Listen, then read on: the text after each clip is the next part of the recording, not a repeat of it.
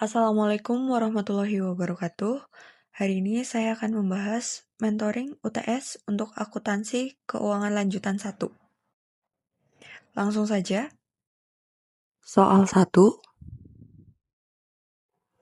Pada tanggal 1 Januari 2023, 3 orang, Anton, Budi, dan Citra, sepakat mendirikan firma ABC dengan modal awal sebagai berikut.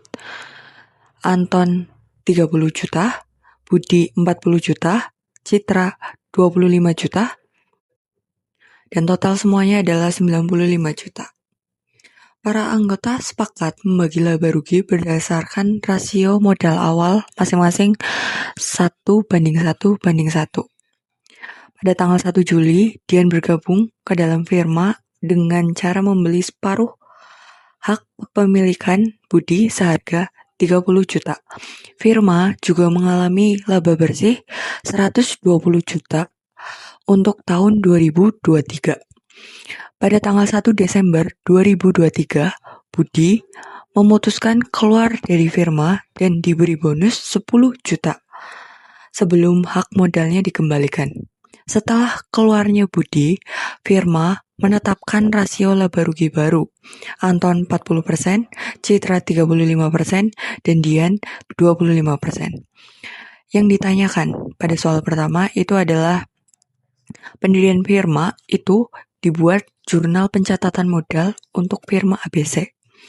Yang kedua, buatlah jurnal pencatatan masuknya Dian ke dalam firma. Yang ketiga, hitunglah bagian laba yang diterima oleh masing-masing anggota pada periode 1 Januari 2000 sampai 30 Juni 2023 serta saldo modal sebelum Budi keluar dari firma.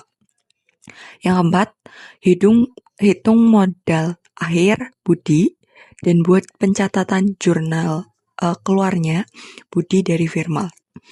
Yang kelima, hitung pembagian periode 1 Juli sampai 31 Desember 2023 sesuai rasio baru dan saldo modal akhir setiap anggota.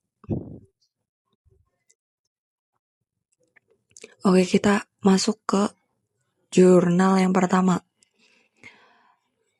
yaitu pada jurnal pendirian firma ABC. Setiap sekutu menyetorkan aset masing-masing ke dalam firma dengan modal yang awal itu ya. Anton 30 juta. Di sini kita didebetkan. Kemudian ada aktiva lain. Kita debetkan juga. Dan totalnya kita masuk ke kredit dengan nama akun modal Anton. Yang untuk Budi dan Citra itu sama, 40 juta dan 10 juta, totalnya 50 juta. Untuk modal Citra juga sama, 25 juta dan 25 juta, jadinya totalnya 50 juta. Gampang lah ya. Nomor 2, jurnal masuknya Dian pada tanggal 1 Juli. Dian membeli separuh hak kepemilikan Budi seharga 30 juta. Transaksi pribadi antar individu di luar firma. Firma hanya yang pertama, hak modal yang dipindahkan. Jadi modal Budi dikali setengah. Modal Budi kan tadi 50 juta, berarti dikali setengahnya, berarti 25 juta. Selisihnya harga beli kan 30 juta. Dibanding nilai modal 25 juta, berarti keuntungan pribadi Budi tidak dicatat dalam firma. Maka jurnalnya, modalnya yang setengahnya itu 25 juta dan modal Dian itu 25 juta. Firma mencatat perpindahan modal itu hanya 50 juta kali setengah, itu sama dengan 25 juta. Yang ketiga, pembagian laba dan saldo modal sebelum Budi keluar. Total laba bersih itu 120 juta, diasumsikan merata sepanjang tahun. Laba per bulan itu 120 juta kan, dibagi 12 sama dengan 10 juta. Untuk laba 1 Januari sampai 30 Juni itu kan ada 6 bulan. Berarti dikali aja nih, 10 kali 6, 60 juta. Maka rasionya sebesar 20 juta. Maka saldo modal 30 Juni itu sebelum Budi keluar, sebelum laba Juli sampai Desember itu ada 20 juta. Dipindahkan ya. Yang tadinya 50 juta dikurangi 25 juta jadi 20 juta. Maka saldonya ketemunya segini. Nomor 4. Keluarnya Budi dan jurnal pencatatan pada 1 Desember 2023. Saldo modal Budi per saat keluar itu 45 juta. Bonus yang diberikan itu 10 juta. Total kas yang dibayarkan itu ditambah semua menjadi 55 juta. Yang bonus 10 juta itu dibebankan pada anggota yang jadi untuk rasionya yang 40%, 35, 25 itu dibagi masing-masing gitu. Itu 10 jutanya. Ada 4 juta untuk Anton, Citra untuk 35 juta, Dian ada 2 juta 500. Maka jurnalnya totalnya sama 45 juta modal awal. Saat keluar Budi dimasukkan ke sini, lalu dibagi sama rata untuk yang 10 juta pindahkan ke sini, debit ya, dan totalnya itu kas. Oke, untuk nomor 5, laba per periode 1 Juli sampai 31 Desember dan modal akhir. Laba periode Juli sampai Desember itu 60 juta. Sama ya, karena itu ada 12 bulan yang tadi, berarti sisanya 6 bulan lagi. Dikali tuh, hasilnya ketemu sama 60 juta. Kemudian dibagi rasio baru sesudah Budi keluar. 60 juta.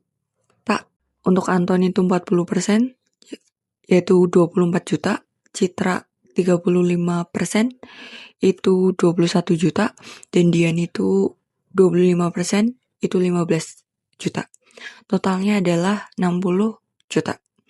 Modal akhir itu setelah bonus Budi dan laba, Anton 66 juta, Citra 500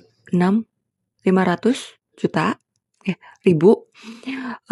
Kalau Dian itu 22 juta 500 ribu. Jadi totalnya 155. Itu ada pembagian laba yang ini 24 juta di total sama 66 juta. Jadi hasilnya itu 90 juta. Sama untuk Citra dan Dian, dan totalnya itu ada 215 juta. Oke, kita beralih ke soal kedua. Firma XYZ memiliki anggota Arif, Budi, dan Citra dengan neraca sebelum likuidasi sebagai berikut. Kas untuk 20 juta, piutang 40 juta, persediaan itu 60 juta, dan aktiva tetap itu 90 juta. Hutang dagang itu 45 juta, modal Arif 40% itu 55, terus modal Budi 35% itu 50, dan modal Citra itu 25% itu 50 juta. Totalnya semua itu ada 200 juta. Firma memutuskan untuk dilikuidasi dengan kondisi piutang hanya ditagih sebesar 30 juta. Dari nilai buku itu 40 juta. Persediaan dijual seharga 40 juta. Dari nilai buku 50 juta. Aktiva tetap dijual dengan harga 80 juta. Dari nilai buku 90 juta. Hutang dagang harus dilunasi terlebih dahulu. Budi mengalami defisit sebesar 5 juta dan tidak mampu membayar. Pertanyaan, buatlah jurnal untuk realisasi aktiva dan pembagian rugi akibat realisasi aktiva yang lebih rendah dari nilai buku. Yang kedua, ada hitung saldo masing-masing anggota setelah pembagian rugi. Yang ketiga, ada distribusi kas kepada anggota setelah penelunasan hutang dagang. Yang keempat, ada buat catatan penjualan defisit budi yang harus ditanggung Arif dan Citra sesuai rasio modal mereka.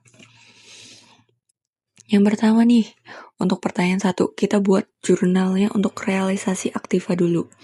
Perhitungan rugi realisasi aktiva itu ada nilai buku yang 40 juta, 50 juta, sama 90 juta ini. Kita pindahkan ke sini untuk membuat tabel dulu supaya hasilnya lebih jelas. Kemudian realisasi itu yang tercatat secara nyata itu ada 30 juta, 40 juta, 80 juta, dan 50 juta. Hasilnya 150 juta realisasi. Padahal nilai di buku itu ada 180 juta. Berarti rugi masing-masing 10 juta dengan total kerugian itu 30 juta.